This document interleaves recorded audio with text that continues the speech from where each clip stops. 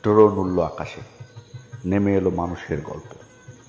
সেখানে শুধু দেহ নয়, আছে বেঁচে থাকার আর্তনাদ। দেশের সবচেয়ে বড় পতিতালয়, নামের মাঝে লুকিয়ে থাকা হাজার কান্নার ইতিহাস। এই ভিডিওটি আমি বিনোদনের জন্য করেছি যেন আমরা সবাই একটু থেমে ভাবি, কেন এমন হয়।